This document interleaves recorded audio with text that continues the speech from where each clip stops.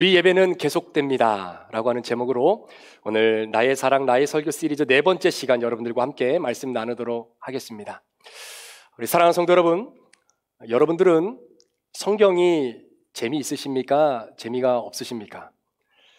좀 생뚱맞는 그런 질문 같은 느낌이 들기도 하지만 성경이 재미없다라고 생각하시는 분들 가운데에 저녁에 잠이 오지 않을 때 성경을 읽으면 마치 마취제가 내 몸속에 투여된 것처럼 나도 모르게 고스란히 잠들어 버린다라고 말하는 분들도 들어본 적이 있습니다. 그런데 여러분 이상하죠? 넷플릭스와 같은 방송에서 방영되는 드라마는 한 에피소드가 끝날 때마다 다음 에피소드가 굉장히 기다려지게 만드는 힘이 그 안에 들어있는 것 같습니다. 예전에 넷플릭스에서 방영되었던 드라마입니다. King's Affection이라고 하는 연모라고 하는 드라마, 아마 보신 분들도 계실 겁니다. 그 드라마를 아이들과 함께 보면서 참 즐거웠던 시간들을 보낸 적이 있었습니다. 사실 요즘 아이들과 함께 한자리에서 드라마를 보기에는 정말로 선택의 여지가 없을 만큼 많은 드라마가 있지는 않지요. 그런데 연모라고 하는 이 드라마는 저희 온 가족이 함께 재미있게 봤던 드라마입니다. 아무래도 미국에서 자란 아이들이다 보니까 사극을 통해서 한국의 문화도 좀 알려줄 수도 있었고요. 심지어 딸과 아들과 저는 그 드라마의 한 부분을 저희가 각자 역할을 맡아서 비디오로 찍기도 하고 그것을 보면서 박장대소했던 기억을 남긴 그런 드라마이기도 했습니다. 여러분, 왜 성경은 재미가 없다고 생각하는데 드라마는 재미있을까요? 배우가 달라서 그렇습니까? 아니면 작가의 능력이 달라서 그럴까요? 목회를 하다 보면 성도들에게 성경을 조금 더 가깝게 느껴지도록 도와주는 역할이 목회자에겐 참 중요하다는 것을 많이 느낍니다. 특히 성경이 지루하고 난해하다라고 여겨지는 분들의 공통적인 생각은 성경 자체가 굉장히 신학적이고 그리고 딱딱한 교리적인 책이다라고 하는 생각으로 가득 차 있기 때문입니다. 하지만 성경은 총 66개의 에피소드가 마치 시줄과 날줄처럼 연결되어진 거대한 하나님의 이야기입니다. 그 이야기는 하나님께서 말씀으로 세상을 창조하신 것에서부터 시작이 되죠. 그리고 나서 이 세상을 보시기에 참 좋았더라 말씀하셨지만 그 세상이 어느 날 악과 고통으로 뒤틀려지기 시작하는 겁니다. 그래서 뒤틀려지고 꼬여졌던 그 타락한 세상을 하나님께서 다시금 회복하고 고쳐내시기 위해서 한 사람, 한 공동체를 세상으로부터 불러내시고 난 이후에 궁극적으로 세상을 구원해내는 거대한 이야기가 박진감처럼 흘러넘치는 한 편의 드라마가 바로 성경입니다. 그 안에 기록되어 있는 수많은 에피소드 가운데에 저는 개인적으로 사도행전의 에피소드를 참 좋아합니다. 여러분, 사도행전은 사도들의 이야기를 기록한 책이죠. 그런데 엄밀히 따지고 보면 사도들의 이야기라기보다는 사도들을 통해서 하나님의 이야기가 기록되어져 있는 책이다라고 볼 수 있을 겁니다. 특히 사도행전은 예수 그리스도께서 부활하시고 승천하신 후에 약속하신 성령이 임했던 사건, 바로 오순절 성령 강림 사건이 기록되어져 있는 그 유명한 이야기가 내포되어져 있습니다. 결국 사도들은 하나님께서 약속하신 성령을 받고 이전과는 다른 삶을 살아가는 주인공들로 우리에게 소개되어진 이야기입니다. 여기에 놀라운 진리가 숨겨져 있습니다. 사도들에게 약속한 성령을 보내주시고 그 성령을 받은 제자들을 통해서 하나님의 이야기가 써내려져 갔듯이 오늘도 예수 그리스도를 믿고 있는 하나님의 자녀들의 마음속에 내주하시는 그 성령 하나님으로 인하여 오늘도 저와 여러분들을 통해 하나님은 하나님의 에피소드를 써내려가고 있다라고 하는 결론에 우리는 도달하게 되는 겁니다. 그러니까 여러분, 성령을 모시고 살아가는 여러분의 삶에 드러나는 모든 이야기는 여러분들의 이야기가 아니라 하나님의 이야기와 연결되어져 있다는 것입니다. 그래서 사도행전은 28장으로 마무리가 되어진 끝난 이야기가 아니라 오늘도 성령을 모시고 살아가는 저와 여러분들을 통해서 하나님의 에피소드가 이어지는 사도행전 29장의 연속을 오늘 우리가 달려가고 있다는 것입니다. 그 에피소드의 핵심이 무엇인지 아십니까? 성령입니다. 성령. 예수님께서 부활하시고 난 이후에 하나님 나라로 승천하시기 전에 약 40일 동안 제자들과 함께 이 땅에서 시간을 보내셨습니다. 그때 예수님께서 두 가지를 제자들에게 말씀해 주셨는데 그 중에 첫 번째가 바로 하나님의 나라에 대한 말씀이었습니다. 예수님이 전해준 이 하나님의 나라는 물리적으로 보여지고 측정할 수 있는 그런 개념의 나라가 아니라 오히려 예수님은 이 땅에 하나님의 통치, 하나님의 다스림, 우리가 찬양했던 것처럼 하나님의 공의가 역사되어지고 임하는 그런 영역의 차원에서 하나님의 나라를 우리에게 말씀해 주신 것이죠. 자, 그렇다면 여러분, 우리가 눈으로 볼 수도 없고 만질 수도 없는 그 하나님의 나라, 그 하나님의 통치와 다스림이 어떻게 우리의 일상 가운데의 현실로 열매 맺혀질 수 있겠는가? 라고 하는 이 질문에 대한 해답은 예수님께서 제자들에게 말씀해 주셨던 두 번째 말씀과 서로 연관되어져 있습니다. 그것은 바로 예루살렘을 떠나지 말고 아버지께서 약속하신 성령을 받을 때에만 가능하다라는 이야기죠. 여러분, 예루살렘을 떠나지 말라.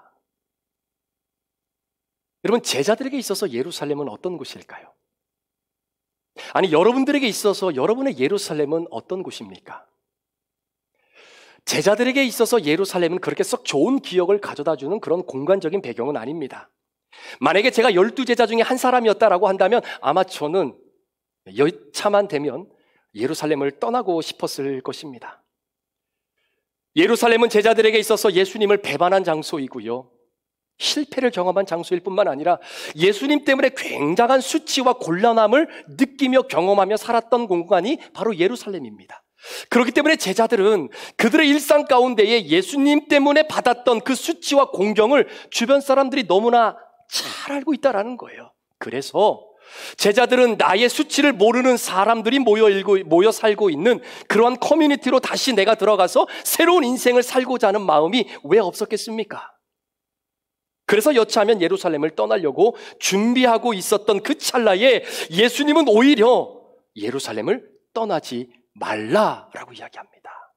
왜 그렇게 말씀하셨을까요, 여러분? 하나님은 제자들로 하여금 그렇게 실패하고 좌절한 예루살렘을 실패한 그대로, 아파했던 마음 그대로, 눈물 흘리고 아파했던 그 심령 그대로 떠나기를 원치 않으셨기 때문입니다. 혹시 오늘 예배 가운데에 정말 실패와 수치와 눈물과 아픔의 현장이라고 생각되는 여러분들의 예루살렘을 떠나기를 원하시는 분들이 계신다면 아니요, 그렇게 떠나서는 안 되는 겁니다. 힘들지만 조금 기다리셔야 돼요. 떠나시더라도 하나님께서 보내주신 그 약속하신 성령을 통해서 회복과 치유를 받고 난 이후에 그 예루살렘을 떠나야 되는 겁니다. 하나님은요, 제자뿐만 아니라 우리로 하여금 그 은혜를 체험하기를 원하셨다라는 사실입니다. 이유가 뭔지 아십니까? 그렇게 무너지고 상처받은 얼룩진 우리의 눈물의 현장이었던 예루살렘을 성령의 은혜와 능력으로 회복되고 치유되고 나서 떠나야만이 그 성령의 역사하는 사람을 통하여 하나님의 에피소드가 써내려져 갈 수 있기 때문이다라는 거예요. 그러게 사랑하는 여러분, 핵심은 성령입니다. 저와 여러분의 삶을 통해서 하나님의 이야기가 써내려져 가기 위해서는 여러분, 다른 모든 것이 아니라 성령 하나님의 능력을 경험해야만이 하나님이 그 에피소드를 써내려 가실 수 있다는 거예요. 그래서 사도행전을 성령행전이라는 이름을 붙이기도 하죠. 자, 사도행전 1장 5절의 말씀해 보면 요한은 물로 세례를 베풀었으나 너희는 몇 날이 못되어 성령으로 세례를 받으리라 하셨느니라고 말씀하고 있고요, 이어지는 8절 말씀에도 오직 성령이 너희에게 임하시면 너희가 권능을 받고 예루살렘과 온 유대와 사마리아와 땅끝까지 이르러 비로소 내 증인이 되는 것입니다. 제자들을 통해 지속되는 하나님의 이야기는 철저히 성령의 임하심으로 가능한 것입니다. 그래서 성령이 내게 임하면 내 삶의 본질이 바뀌어져요. 성령이 내 안에 임하시게 되면 내 인생의 주인이 내가 아니라 주인 자리에, 왕좌의 자리에 예수 그리스도를 모시는 인생으로 살아가게 되는 것이고요, 성령이 내게 임하시게 되면 세상을 그리스도께로 연결하는 그런 교회로서의 증인된 삶을 살아갈 뿐만 아니라 성령님이 내 안에 계시게 되면 우리는 하나님의 선교에 동참하는 하나님의 일꾼들이 되는 것입니다. 그래서 예수님이 제자들에게 신신당부를 한 겁니다. 그렇게 떠나고 싶고 그렇게 잊고 싶었던 실패와 아픔의 자리일지라도 기다리라는 거예요. 왜? 약속하신 성령을 받아야 결국 제자들이 회복이 되고 변화되어지는 삶을 통해 하나님은 그들을 통하여 하나님의 또 다른 에피소드를 써내려져 갈 수 있기 때문입니다. 자, 그럼 한번 생각해 볼까요? 다른 것은 다 거두절미하고 세상을 그리스도께로 연결하는 교회로서의 삶을 살아가고 있는 우리 브릿지 교회에 바로 이 부분을 좀 한번 적용해 본다면 어떻게 적용해 볼 수 있을까요? 저와 여러분들이 성령 받기 이전의 교회 생활과 성령 받고 난 이후의 교회 생활의 차이가 있을까요? 저와 여러분들이 성령 받기 이전에 성도들을 바라보는 나의 시각과 성령 받고 난 이후에 성도들을 바라보는 시각의 변화가 있으십니까? 저와 여러분들이 성령 받기 이전의 직장과 내 일상에서의 삶과 성령 하나님을 받고 난 이후에 내 일상과 직장에서의 삶의 변화가 있냐라고 하는 부분을 우리는 한번 생각해 봐야 됩니다. 자, 이 부분을 조금 더 들여다보기 위해서 당시 성령 받은 1세기 그리스도인들의 삶은 어떤 변화가 있었는지, 또한 그들의 삶에 성령 받고 난 이후에 예배와 선교에 어떤 변화가 있었는지 우리가 잠시 한번 살펴볼 필요가 있는 것이죠. 예전에 여러분들에게 한번 소개해드렸던 책이기도 하지만 로버트 뱅크스라고 하는 신학자가 쓴 책 중에 1세기 교회 예배 이야기라고 하는 책이 있습니다. 그 책 외에도 1세기 그리스도인들의 하루 이야기, 1세기 그리스도인의 선교 이야기라고 하는 이 세 책이 함께 세트로 한국말로 번역이 되었죠. 이 책을 읽어보신 분들은 혹 기억하시겠지만 그 책에 보면 부풀리우스라고 하는 한 가상의 인물을 주인공으로 설정을 해놓고 소위 1인칭 관찰자 시점으로 이야기를 풀어나가는 책입니다. 하루는요, 이 부풀리우스라고 하는 사람이 자신의 친구인 글레멘드와 유오디아와 함께 아굴라와 브리스길라라고 하는 유대인 부부의 가정에 식사 초대를 받아서 방문을 하게 됩니다. 처음으로 방문한 유대인의 가정에서 베푼 식사 자리였기 때문에 이방인이었던 부풀리우스에게는 매우 낯설게 여겨질 수밖에 없었지만, 그럼에도 불구하고 부풀리우스는 브리스길라와 아굴라를 이미 잘 알고 있어서 그렇게 낯설게 느껴지지는 않았다라고 책에는 고백합니다. 특히나 부풀리우스의 생각에는요, 유대인들은 로마 사람들에게 마음을 쉽게 열지 않는다는 거죠. 문화적으로 종교적인 이유가 있기 때문에 유대인들은 로마 사람들에게 굉장히 냉소적인 태도를 갖고 있다라고 그런 선입관이 부풀리우스에게는 있었습니다. 그런데 그 선입관은 달리 인습과 간습에 얽매이지 않은 이 부부를 보면서 부풀리우스가 친구인 글레멘드에게 이렇게 이야기를 합니다. 그가 로마 제국 여러 지역을 돌아다녔기 때문에 그런가? 그때 친구 글레멘드가 이렇게 이야기하죠. 그런 이유도 있겠지만 단지 그래서만은 아니라네. 세계를 보는 그의 시각에 영향을 미치는 새로운 세계관, 그것은 바로 예수 그리스도의 세계관이겠죠. 그 세계관을 받아들인 이유 때문이지 라고 말을 합니다. 사랑하는 여러분, 성령 받은 사람들의 눈에는 성령 받기 이전의 바라봄과 달라요.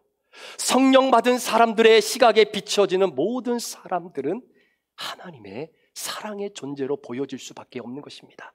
그게 성령 받은 증거예요.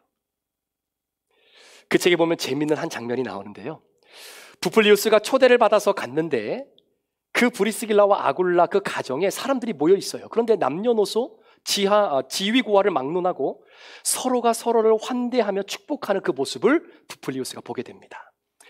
그때 부풀리우스가 친구 글레멘드에게 이제 예배가 곧 시작이 되려고 하는 거구나 이렇게 물어봐요. 그랬더니 글레멘드가 하는 얘기가 입가에 웃음을 머금으며 이렇게 이야기합니다. 아니, 이미 예배는 네가 이 가정에 들어오는 그 순간부터 예배는 시작이 됐었어 라고 이야기하죠. 여러분, 1세기 그리스도인들의 예배는 이랬습니다.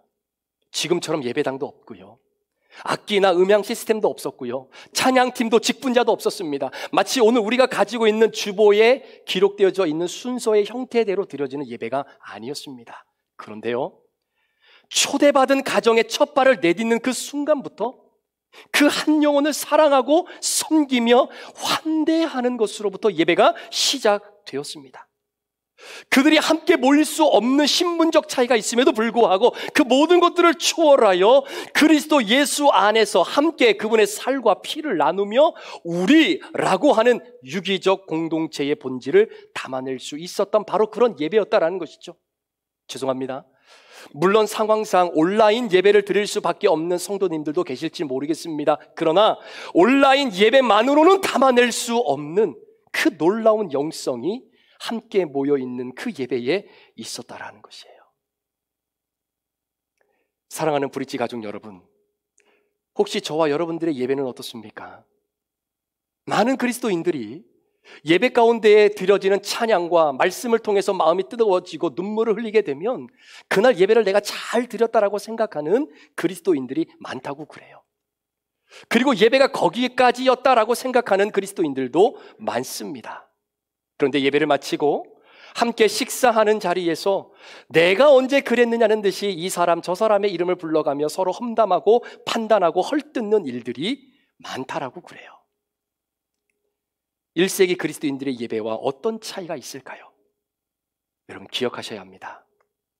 예배는 이 현장에서만 진행되는 것이 아닙니다. 예배는 설교만 듣는다고 예배 드린 것이 아닙니다. 예배는 12시부터 시작되는 것이 아니라 여러분들이 교회 문을 열고 들어오는 그 순간부터 한 사람 한 사람 마주치며 인사하고 웃어주며 따뜻하게 고백했던 그 환대가 바로 예배인 거예요. 형식적인 인사가 아니라 그냥 정말로 따뜻한 마음으로 품어주는 그 순간부터 여러분 예배는 시작되는 겁니다.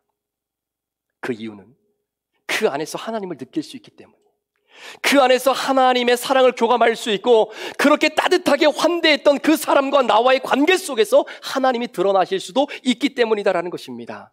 따라서 12시에 이 현장에서만 드려지는 예배가 다가 아닙니다. 앞으로 우리들에게 소개되어질 소그룹 모임도 예배인 거예요. 각 팀별로 함께 모여서 사역을 논의하고 함께 식사하는 것도 여러분 예배입니다. 운영위원들이 한 달에 한 번씩 모여서 함께 회의하고 기도하고 서로 안부를 묻으며 삶을 공유하는 것도 예배인 거예요. 우리 어르신들이 식사하시고 난 이후에 맥다방으로 장소를 옮겨서 따뜻한 커피와 함께 서로 이런저런 담소를 나누는 것, 그 모임도 여러분 예배입니다. 왜 그런지 아십니까? 성령을 모시고 살아가는 사람들이 모여있는 그 현장에 하나님의 사랑의 교감과 하나님의 나타나심을 우리는 기대할 수 있기 때문에 그 현장이 예배 현장이 되는 것이에요. 그러다 보니 1세기 그리스도인들의 예배는 이것이 예배인지 내 삶의 일상인지를 사실 구분하는 것이 그렇게 쉽지 않은 것이 그들의 예배의 특징이었습니다. 그 책에 보면요, 아굴라가 모임 안에서 기도하는 내용이 나옵니다. 우리처럼 잘 짜여진 원고에 따라서 기도하는 것이 아니라, 그렇다고 대표 기도를 준비하실 때 그냥 아무 준비 없이 올라오라는 이야기가 아닙니다. 오히려 기도 모임임에도 불구하고 그들의 일상과 다름을 추구하지 않았다라는 것이 큰 특징 중에 하나이죠. 우리도 기도할 때 목소리하고 대화할 때 목소리가 다른 사람들을 간혹 보기도 하고 내 자신이 그럴 때도 있습니다. 그런데 1세기 그리스도인들의 기도는 평범한 일상의 목소리와 차이가 없었다라는 것이에요. 가정에서 식구들과 함께 나누는 대화의 그 톤이 교회에서도 동일하게 들려지게 되는 겁니다. 가정에서 남편과 아내가 서로 대하는 그 존경의 마음이 교회 안에서도 내가 만나는 다른 성도들과 대화하는 태도와 동일하다라는 거예요. 왜 그럴까요? 원래 삶에서 그렇게 했으니까 따로 준비하지 않아도 자연스럽게 겉으로 나오기 때문입니다. 따라서 우리가 함께 이렇게 모여서 드리는 이 예배와 여러분들이 예배를 마치고 식사를 하고 난 이후에 집으로 돌아갈 때 차 안에서 여러분의 가족들과 대화하는 그 대화의 예배와 차이가 있어서는 안 된다라는 거죠. 삶이 예배가 되고 예배가 삶이 되어졌던 것이 바로 1세기 그리스도인들의 예배였기에 성령 받은 1세기 그리스도의 예배가 그래했다면 오늘 세상을 그리스도께로 연결하는 교회로서의 삶을 사는 저와 여러분들의 예배도 성령 받은 자들로서 예배와 동일한 예배가 되어야 되지 않겠습니까? 이것이 전도입니다. 여러분, 이게 선교예요. 결국 부풀리우스는 이방인이었음에도 불구하고 자신의 눈에 보여진 유대인들의 모임 속에서 이들이 믿고 섬기고 있는 하나님은 도대체 어떤 분일까라고 하는 데한 궁금증을 갖기 시작합니다. 도대체 이들은 어떤 성향의 사람들이기에 내가 전혀 경험해 보지 못한 그 무언가를 나로 하여금 느끼게 만들어 주었던 사람들인가? 함께 할 수 없는 신분적 차이가 있음에도 불구하고 그것을 훌쩍 뛰어넘어서 사랑과 따스함으로 대하는 이들의 행동, 한 사람의 아픔을 모든 사람의 아픔으로 인식하고 그 아픈 자에게 손을 얹고 기도해 주는 말도 안 되는 이 상황, 자신들도 먹고 살기 힘든 가운데서도 모임에 초대받았던 그 한 사람을 위해 한 주 내내 아껴 두었다가 꺼내 놓았던 그 음식을 가장 귀한 자리에 앉아 가장 먼저 대접하고 환대를 받고 있는 이 상황을 부풀리우스는 어떻게 해석을 해야 될지를 몰라 당황스러워했던 그의 모습이 역력히 그 책에 기록되어 있습니다. 그는 자신도 모르게 이 모임의 매력을 느끼기 시작하게 되는 거죠. 야, 이 모임, 이건 뭘까? 그러면서 그의 책 마지막 부분에 그는 이런 고백을 하면서 그 책을 마무리하게 됩니다. 들어보세요. 예상과는 아주 달랐지만 대체로 그날 저녁이 즐거웠다. 사람들 자체가 확실히 인상적이었다. 그뿐이 아니었다. 그들이 어떤 예절을 무시할지, 어떤 신조를 고수할지 광신에 빠져 있지는 않을까 걱정이 많았었다. 그러나 만찬 중은 물론 만찬 후에 이루어지는 그들의 대화에는 이상하게도 그 자체로 무시할 수 없는 그 무언가가 있었다. 그들의 행동에는 틀림없이 실제적인 무언가가 있었다. 그러나 그들의 모임은 종교적 관점에서는 부적합한 부분이 꽤 많았고 그들의 어떤 행동은 아주 이색적이어서 상당히 당혹스러웠다. 아굴라와 브리스 부부의 초청을 받아들여 다음 주 모임에 갈지는 아직 모르겠다. 뭐라 말하기 힘들다. 확신이 없다. 그런데 이 한 문장이 키죠. 하지만 어쩐지 그 모임에 응할 것 같다는 예감이 든다. 라고 고백하면서 그 책을 마무리합니다. 우리 사랑하는 브릿지 가족 여러분, 저에게 있어서 예배는 이 강단에서 예배가 마쳐지고 내려오는 그 순간부터 저에게는 또 다른 예배가 시작이 되는 것입니다. 여러분들에게 있어서 예배는 예배가 마치고 교회 문을 나서는 그 순간부터 여러분들에게는 또 다른 예배가 지속이 되어지는 겁니다. 저와 여러분들이 하나님께 올려드렸던 찬양과 기도는 이 예배당 안에서만 울려 퍼지는 찬양과 기도가 아니라 교회를 떠나 여러분 가정과 직장 안에서도 지속되어져야 되는 것입니다. 이유는 그곳이 하나님을 만나는 예배의 장소가 되기 때문입니다. 그 장소가 성령 하나님을 모시고 살아가는 여러분들이 거하는 장소이기에 하나님께서 여러분들을 통해 하나님의 에피소드를 써 내려가는 장소가 되어지기 때문입니다. 그래서 소망하며 기도하기는 우리의 삶과 예배가 분리되어지는 신앙이 아니라 예배의 당을 넘어서 여러분 삶에서도 드려지는 예배, 반대로 여러분의 삶을 통해서도 하나님이 나타나시는 바로 그 예배. 우리 시카고 브릿지 교회의 DNA는 바로 그런 겁니다. 주일날만 와서 드리는 예배가 아니라 우리의 예배는 지속됩니다. 교회당뿐만 아니라 여러분의 일터에서도, 여러분이 거니는 운동하는 그곳에서도, 여러분이 만나는 모든 모임의 장소에서도 성령 하나님을 모시고 살아가는 여러분의 삶의 그 자리가 하나님의 이야기를 써내려가는 예배의 장소인 겁니다. 소망하며 기도하기는 교회 안에서의 아름다운 모습이 여러분 가정에서도 여러분 삶에서도 그대로 이어지기를 원하고, 가정에서 나누었던 사랑스러운 대화의 모습이 내가 꼴보기 싫은 사람이라 할지라도 우리 시각이 바뀌어져서 예수 그리스도의 사랑으로 그 마음을 품어줄 수 있는 그 따뜻한 축복과 환대가 우리 시카고 브릿지 교회 안에 흘러넘치게 될 때 주변 사람들은 우리 공동체를 보고 마치 부풀리우스가 유대인 사람들의 모임을 보면서 야, 이건 뭐지? 라고 하는 것을 느꼈던 것처럼 그들에게도 매력을 줄 수 있는 그런 공동체의 아름다운 모습이 우리의 예배가 지속되는 것으로 끊임없이 나아가는 저와 여러분 되시기를 주의 이름으로 축복합니다. 기도하시겠습니다.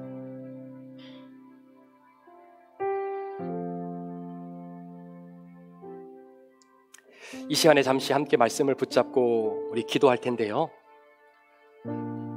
저도 많이 부족하지만 우리의 예배는 지속됩니다. 여러분, 이 한 문장이 여러분의 뇌리 속에 이번 한 주간 계속해서 맴도는 축복이 있기를 원합니다. 여러분, 우리가 예배 드리는데 우리의 입술로 범죄할 수는 없잖아요. 우리 예배 드리고 있는데 내 생각이 범죄할 수는 없지 않습니까? 내가 지금 예배 드리고 있는 삶의 자리인데 내가 사람을 속일 수는 없잖아요. 내가 지금 예배 드리고 있는 이 순간인데 여러분, 내 마음속에 품어서는 안 될 생각을 품으면 안 되잖아요. 예배 드리는데 그것이 이 예배당에서만 뿐만 아니라 진짜 우리 삶에서도 그렇게 예배를 연속적으로 이어갈 수 있는 우리의 작은 몸부림이 이번 한 주간에 있었으면 좋겠습니다. 여러분, 그것이 고난받은 주님과 한 걸음 더 가까이 나아가는 것 아닐까요? 이 시간 주님 앞에 말씀을 기억하면서 주님, 내게 성령을 늘 부어주시고 그 성령 하나님 때문에 오늘도 내 삶에서 하나님의 에피소드를 써내려가는 하나님 나의 통로가 되게 하여 주시옵소서. 우리 그런 마음으로 우리 말씀 기억하시면서 우리 잠시 함께 주님 앞에 고백하며 결단하며 나가길 원합니다. 기도합니다. 하나님 아버지, 감사합니다. 주여, 이 시간도 주의 성령의 은혜와 능력으로 우리 귀한 성도들을 붙잡아 주시옵소서. 하나님 아버지, 우리의 삶이 우리의 예배와 분리되어지지 않기를 원합니다. 오늘날 하나님, 예수를 믿지 않는 자들이 믿는 자들을 향해 끊임없이 우리에게 요구하는 것이 너희들의 예배가 삶에서도 드러나고 예배당에서만 드려지는 예배가 아니라 우리의 학교에서, 우리의 직장에서, 우리의 만남의 장소에서, 우리의 가정에서 하나님을 예배하는 우리의 예배가 지속되어지기를 원합니다. 하나님, 도와주시옵소서. 우리를 도와주시옵소서. 우리의 예배가 단절되지 않게 도와주시옵소서. 예배당에서의 예배를 뛰어넘어 우리의 삶의 현장에서, 우리 직장에서, 우리 비즈니스 현장에서 하나님을 예배하는 자가 되길 원합니다. 우리의 연약함이 너무나 많습니다. 때로는 아버지 하나님, 주님을 속일 때도 있고 내 아버지 커스터머를 속일 때도 있고 아버지 내가 이익을 챙기기 위해 하나님 한 번만 눈 감아주세요 라고 말할 때도 있습니다. 하나님 아버지, 이 시간에 주님 앞에 고백합니다. 하나님 앞에 철저하게 회개하게 하시고 우리의 연약한 부분을 내려놓고 하나님 앞에 믿음으로 예배하는 아름다운 삶의 연속의 예배가 되게 하여 주시옵소서. 그래서 아버지, 믿지 않는 자들로 하여금 정말로 브릿지 교회의 공동체의 모습을 통해 야, 저건 무엇인가, 그 안에 뭔가 있다라고 하고 매력을 줄 수 있는 하나님의 귀한 공동체가 하나님 아버지, 우리 브릿지 교회의 모든 성도들의 예배를 통해 증명되어 줄 수 있도록 우리 하나님 인도하여 주옵소서. 성령님 역사해 주시옵소서.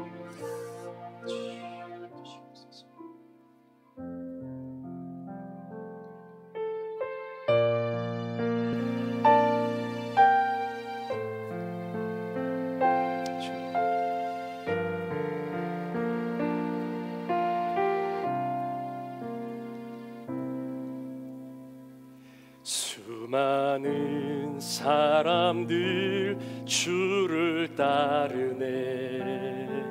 자신의 연약함 가지고 수많은 눈물의 시간 속에서 믿음으로 주를 보내. 많은 사람들 주를 따르네. 자신의 연약함 가지고 수많은 눈물의 시간 속에서 믿음으로 주를 보내.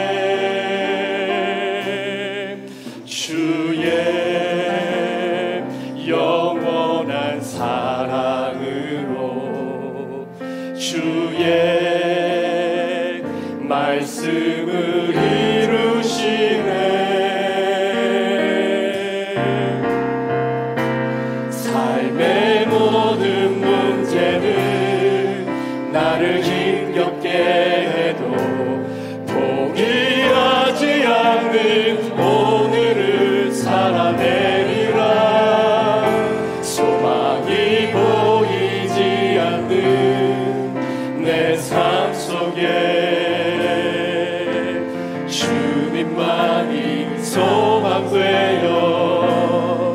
주의 뜻 이루시리라. 내 앞에 놓여진 상황 속에서 이겨낼 힘조차 없을 때 연약한 나에게 힘겨운 이 길 믿음으로 나아가네. 주의 영원한 사랑으로 주의 말씀을 이루시네. 삶의 모든 문제들 나를 힘겹게 해도 포기하지 않는 오늘을 살아내리라. 소망이 보이지 않는 내 삶 속에 주님만이 소망되어 주의 뜻 이루시리라. 삶의 모든 문제들 나를 힘겹게 해도 포기하지 않는 오늘은 살아내리라. 소망이 보이지 않는 내 삶 속에 주님만이 소망되어 주의 뜻 이루시리라.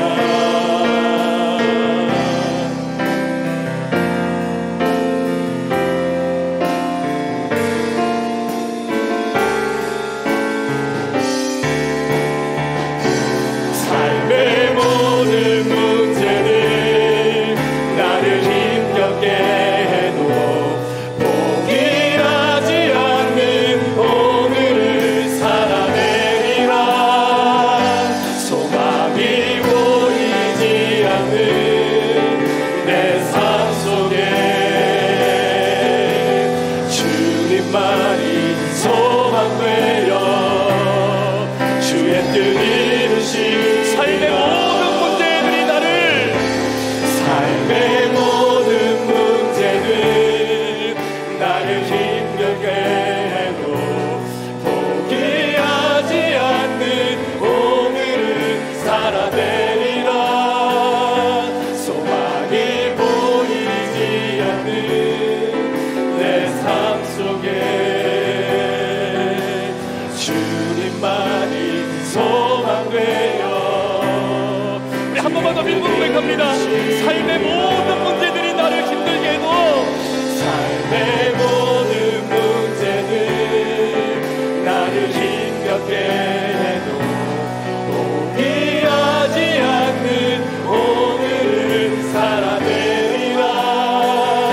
소망이 보이지 않는 내 삶 속에 주님만이 소망되어 주의 뜻 이루시리라. 하나님 아버지, 삶의 모든 문제들이 우리를 힘들게 할지라도 포기하지 않고 오늘 우리에게 주어진 일상을 성령 하나님과 함께 살아내기를 원합니다. 특별히 우리 사랑하는 귀한 유가족들에게 하나님 이 믿음을 주셔서 떠나보낸 아내와 딸과 엄마와 그리고 아내의 아픈 마음들이 있지만 사랑하는 고인들의 마음을 우리 마음속에 품고 우리에게 주어진 유가족들의 일상이 성령 하나님으로 인하여 그들을 통해 하나님의 에피소드가 하나님 세계 곳곳에서 쓰여져 갈 수 있는 은혜와 축복이 임하게 하여 주옵소서. 우리 모든 성도들도 이번 한 주간 주님과 한 걸음씩 함께 동행하며 나를 통해 오늘도 하나님의 이야기가 쓰여지는 그 놀라운 축복의 주인공들이 되게 하여 줄 줄 믿습니다.